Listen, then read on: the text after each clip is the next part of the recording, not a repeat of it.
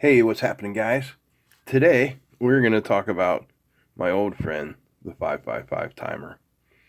And this video is sponsored by Solderstick. We'll talk more about them at the end of the video. But this video is mainly for my friend Jesse, who has started playing around with the 555 timer, and I've been offering him some tips here and there. And I thought, well, I want to put it in a video, and then he could reference it anytime he wants. And if there's anything that you guys wanted to know about it, then maybe it'll be here as well. So if you don't know, the first thing about the 555 timer, it is this little 8-pin dip chip made by many different companies. And to boil it all down to one thing, it sends a signal out on pin 3 right here, either high or low. That's what this thing does. Now, the beauty and the art of it is how to make it send out that signal and when you want to send out that signal. So the first thing that we need to do is, of course, give it power. So pin 8 here is our VCC pin, our power in. And I will connect that to the power rail of the breadboard. Pin 1 is our ground pin. And I will connect that to the ground rail on the breadboard. So now we have those two guys lined up like that. Now, pin 4 is the reset pin, and it needs to be held high for the chip to work. So take a jumper from pin 4 and just send it up to pin 8. All right? So that holds this thing high. That means that it is going to oscillate. Well, we have to do one more thing to make it oscillate. We need to connect the threshold pin, which is right here, pin number 6, to the trigger pin, which is pin number 2. So we've made like an X over the chip with those two wires, and that will allow us to let this thing freely oscillate. So next, let's talk about some of the other pins we need to do, and we need to make it oscillate. So to make it oscillate, what we're going to do is we're going to create a voltage divider, and we're going to start with 2 resistors. So here's our first 10K resistor connected from the VCC rail just to an empty pin over here, or an empty rail over here. And then what I'm going to do is I'm going to connect from the same row like this, but to a different row over here. And by doing it, at the point where these two connect to each other, we have created a voltage divider, almost. We still need something to go across here to ground to finish up our voltage divider. And we also need it for our timing capacitor, and we're going to use a 2.2K capacitor here for timing. There we go, spread them legs like that. And that connects up to ground. So you see we have our internal connections here. VCC to pin 8, ground to pin 1. 4 to 8 to hold our reset high, 6 to 2 to connect threshold to trigger. And now we've created some different values over here, and we can start connecting them together. So the first one is the point where the 2 resistors come together, right there, and that one goes to pin 7, which is our discharge pin. Just like that. All right. Then our next one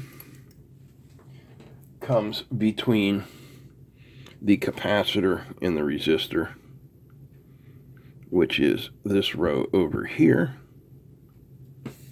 Make sure I get everything lined up right. Like that. And that goes to pin 6, which is our threshold. And as you might remember, pin 6 is connected to pin 2, to give us our oscillations. So everything there is connected up pretty good. Now, the only pins we have disconnected are pin 3, which is our output, and pin 5, which is control voltage. So in this case, we're just going to take pin 5, use a 100 nanofarad capacitor, and connect that to the ground rail, like so. Now, this is a split board, as you can see here. So what I'm going to have to do is connect up my VCC across like so. Same with my ground down here. And then I had another wire. Did I lose it? Then I'm just going to connect my ground from one side to the other, so that way when I connect up the power supply over here, that will be grounded there. Alright, so next we need a way to see our output, and we can take that off of pin 3. And I'm just going to bring that up here, and we'll connect it to an LED, which we will then connect through a resistor to ground.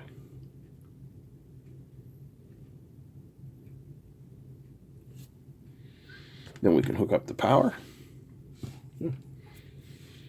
Dog hair everywhere. Then we can connect that up, and we can energize the circuit. And now you see we are getting a nice little fluctuating signal on that LED. So let me grab an oscilloscope and we'll take a look at that. Okay, as you can see, I've got the scope probe hooked up there. And we come up here to the ZT703. And we're putting 6 volts in. You can see we're getting 5 volts peak to peak out at a frequency of 18.66 kilohertz. Now, that frequency has everything in the world to do with that RC circuit right here.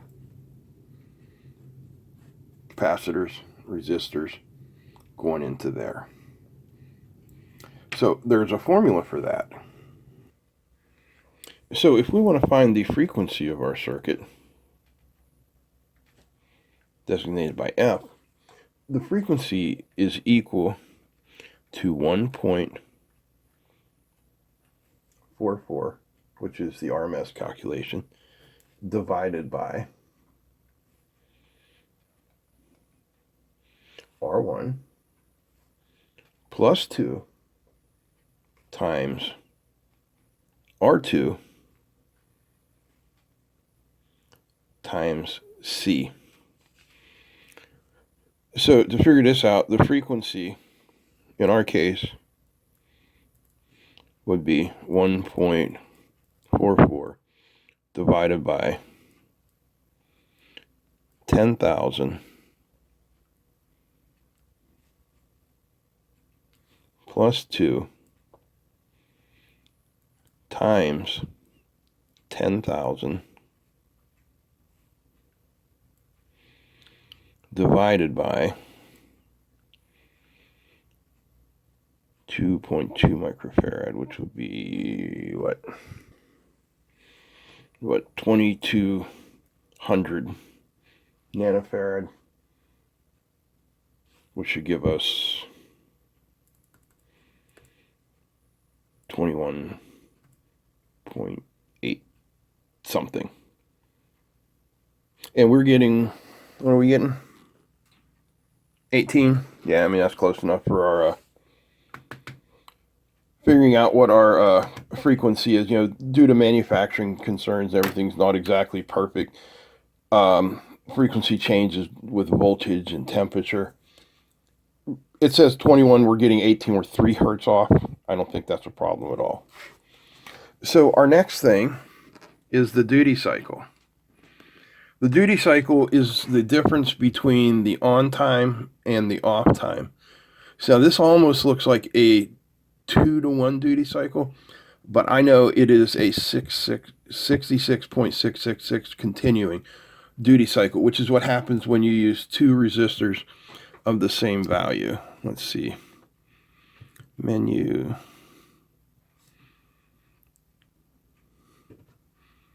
Trigger.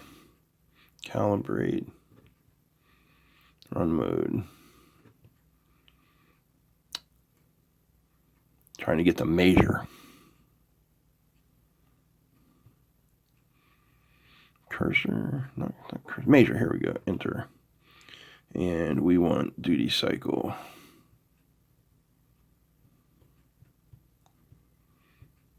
Right there. Press menu to enter. Measure exit.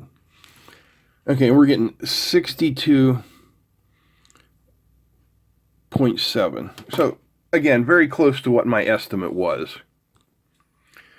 So to change the duty cycle, we need to change the interval between these two, the proportion between those 2 resistors that handle our timing. So let me show you a way to reconfigure this circuit a little bit. I mean, it's going to be the exact same circuit. We're just going to reconfigure it here a little bit and make it a little bit easier to control the duty cycle. All right, bear with me. Okay, so I cut power to the circuit. You always want to do that first. And what I'm going to do is I'm going to remove our 2 jumper wires that fed pins 6 and 7. And I'm also going to remove these 2 resistors. We're going to replace them. And I'm going to take out this capacitor here, and I'm just going to move it with the cathode side, the negative side, to pin 1, and the anode, the positive side, to pin 2. Just like that. And now I'm going to take one of these little trimmer pots here. Let's do a... well, I guess we'll do 30K. That's the lowest one I have. We're going to take one of these guys, and we're going to put it in so that the writing is up, and the leftmost pin goes on pin 8. So we are plugging it in between pins 6, 7, and 8, just like that. Let's re-energize the circuit.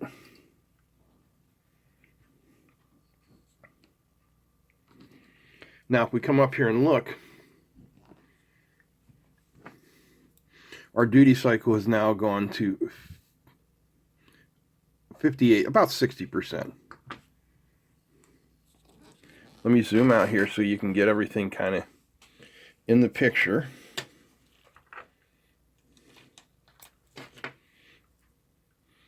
And now by adjusting this resistor here, I can adjust the duty cycle. See, now my duty cycle is up to 75%. See, it's mostly on. Now if I go the other way,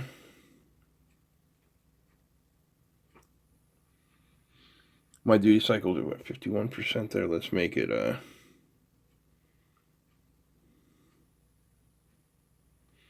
about there. There's about a 50% duty cycle. And you can see the difference. I mean, our frequency is changing almost 10%, which is too much. And there's a way to fight that out. We'll talk about that maybe in another video. But the frequency remains kind of the same. We're at 12 hertz now. But the effect on the blinking of the light is much different. I know it looks like it's blinking and holding there. It is not. That is just a trick of the camera. So, now that should give you a good understanding of how to do this. Create the astable multi-vibrator. Now, a couple of other things that you can do here that will make a big difference in your circuit, especially if you're using this with other circuits. The number one thing is going to be to decouple. So to do that, you want to put not an electrolytic capacitor, use either a film cap or a ceramic cap, about 100 nanofarads, somewhere in that range, between pins 8 and 1. Now, one of the main reasons for that is watch what happens to my circuit now. Do you remember how ugly that wave was beforehand? Look at what that decoupling cap has done to my waveform.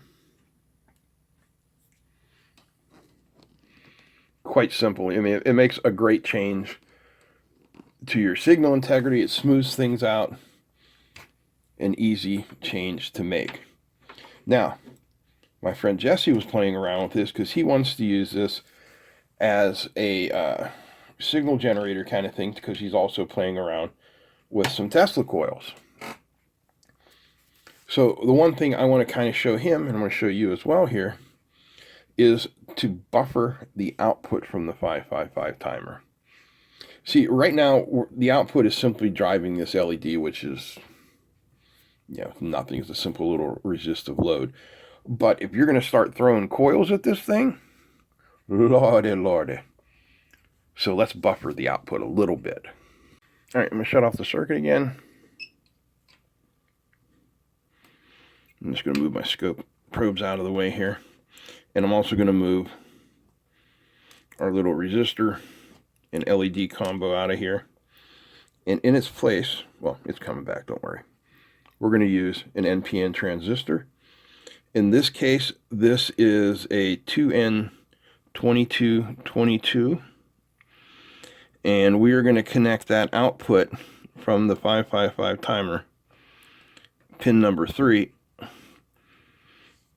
to the base of this transistor, which is, in this case, the middle pin.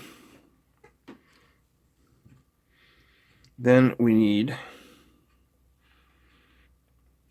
to take the emitter to ground. Looks like I'm running out of wires here. Hang on. All my little jumper wires. So we take the emitter to ground. Okay. So now we have the collector. And that's where we're going to put in our LED. So we're going to take our current limiting resistor and we're going to put it into VCC. And then the cathode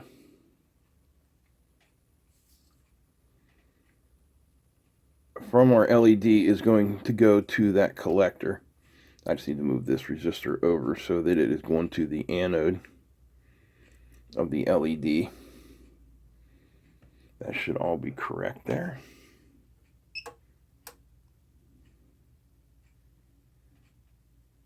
Interesting. Why is it not switching it on and off?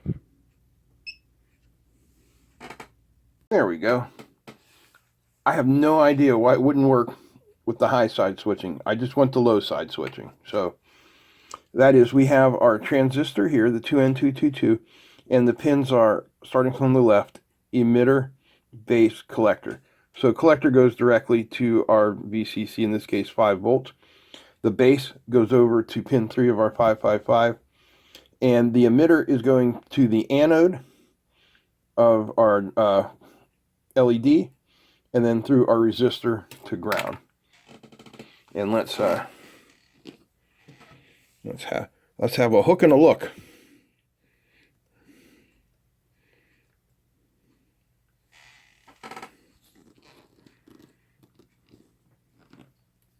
Get in there. Stay there. Okay.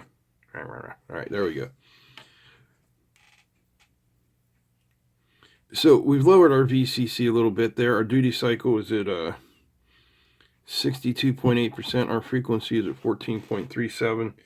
Let me adjust the duty cycle a little bit. Let's see if we can go for more of a 50% duty cycle.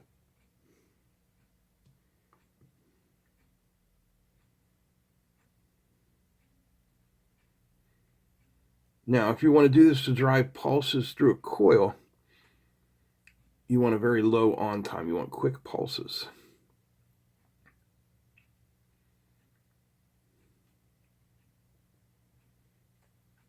So there is very close, whoops, to 50% duty cycle. And we've got a nice steady signal. So let me take this down some more to what you'd want to look for as to sending pulses through a coil. Whoops.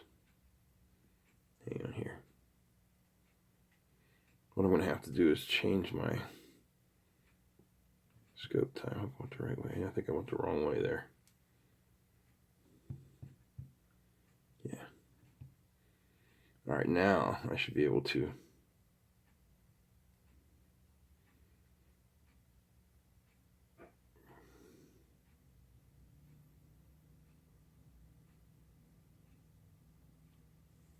there. That is a duty cycle of 18%. And if you look, you're just getting flash, flash, flash, flash, flash, flash, flash. Frequency is 4 hertz. Yeah, you can change that. Make it however you want. So guys, that's all I've got for you on playing around with the 555 timer to make yourself a buffered little square wave generator. I hope you enjoyed this. Hope it helps you out. Either way, how about giving me a thumbs up? That'd really help me out. Check out the Patreon link down below. And now you're going to hear a little bit about our sponsor, Solderstick, who make really great ways to join wires together. I know a lot of you don't like to solder. If you don't, but you need to join a pair of wires, check out what Solderstick has for you. I think you'll enjoy it. All right, guys, that's it. I'm out. Peace. We've all been there, right? We've all spliced a set of wires together and either used some electrical tape or a wire nut or something to connect them together. There's always a better way. If you need them permanently connected, I suggest the Solderstick solder connectors where you heat them up with a heat gun and they melt together. But if you need something a little less permanent, spade connectors. We have a male and a female connector which fit together like so. You crimp those onto the ends of your wires and you look like you know what you're doing. And have you ever come across something like this where the wires have been stripped, focus, and just crushed underneath a screw to hold them in place? Well, time and temperature will cause those wires to move and flex and eventually come loose, which can definitely lead to a hazard. In that case, something like the Solderstick ring connectors are just what the doctor ordered. Crimp these guys on your wire. They have them for all different size wires. Heat them up. This heat shrink will shrink down, giving you a nice insulated connection to your wire that you can then put underneath that screw and have a nice professional looking solution. Solderstick. You can see their website right there, www.solderstick.com. Check them out. See if they have a project or a product that works for you.